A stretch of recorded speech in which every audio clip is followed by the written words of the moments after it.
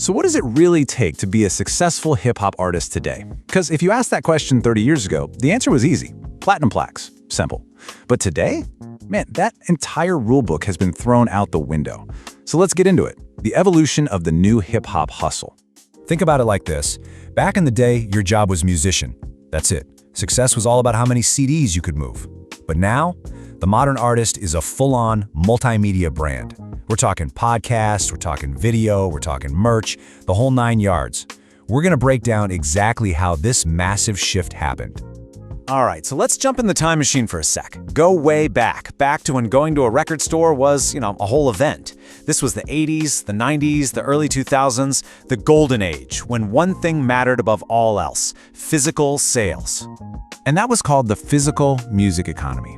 And honestly, the model was beautifully simple. An artist drops an album, you go out and buy it, and if they sold 1 million of those things, boom, platinum record. They were set. We're talking millions of dollars off a single product. That was it. That was the path. But then the internet showed up, and it wasn't some gentle wave of change. Oh no, it was a digital tsunami that just completely flipped the whole industry upside down. Suddenly you had file sharing, MP3s, and the music business had absolutely no idea what hit him. And this chart, wow, this really shows you the scale of the collapse. I mean, look at 1999. The CD was king, unstoppable. But then look what happens by the mid-2000s, the bottom just completely falls out.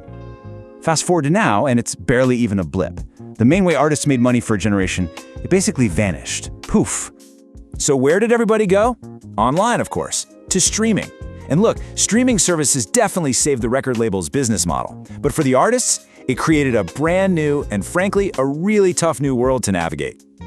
And what's wild is just how dominant streaming is now. Get this, it's 82% of all music revenue in the US. It's not just a part of the music business anymore. For all intents and purposes, it is the business. But here's the crazy part. Hip-hop and R&B are the most popular genres out there. Over a quarter of all on-demand streams. So the culture is more dominant than ever. But the actual math for the artists has gotten way, way harder. And this is the key, right here. Instead of selling 1 million albums for, say, $10 each, an artist today gets a tiny, tiny fraction of a penny for a single stream. So to make that same kind of money, you need billions, with a B, of plays. The scale is it's mind-boggling. So when you're facing that kind of math, you have 2 choices. You either adapt or you become irrelevant. Artists realized they couldn't just lean on music sales anymore, so they started to cash in on their most valuable asset, their personality. This was the big pivot, from rapper to full-blown media mogul. In the 90s, he's a hardcore rapper with Capone and Noriega, a classic, successful hip-hop career. But then, in 2015, he sees where things are going, and he co-creates the podcast Drink Champs. And that show, it just exploded. It became a cultural institution, which led to TV deals, huge brand partnerships. You could argue he's more influential now than he ever was just as a rapper. But here's the thing. N.O.R.E's story, it's not some random one-off. It's the blueprint.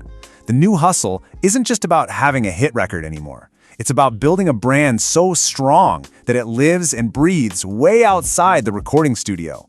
I mean, just look at the Modern Artist Toolkit. It's huge. You've got them launching podcasts, doing stand-up comedy, making tons of YouTube content, producing TV shows, launching fashion lines.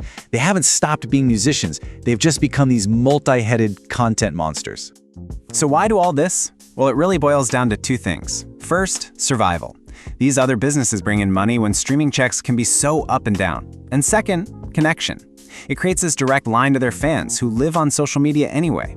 At the end of the day, it's about staying relevant. Which brings us right back to where we started. The trophy isn't that platinum plaque on the wall anymore. The new grand prize is building and owning your own multi-platform world, an entire ecosystem with you, the artist, sitting right at the center of it all. So if there's one big takeaway, it's this. In today's world, the artist has moved way, way beyond just selling you a piece of music. Now, they're building an entire world for their fans to live in. A world filled with shows and merch and inside jokes and community. The music is still the soundtrack for sure, but the brand is the main event. And that leaves us with one last question to think about. As the line between artist and creator and entrepreneur just gets blurrier and blurrier, what's the next evolution of the hustle going to look like? In a world that is just flooded with content, how is the next generation even going to begin to stand out?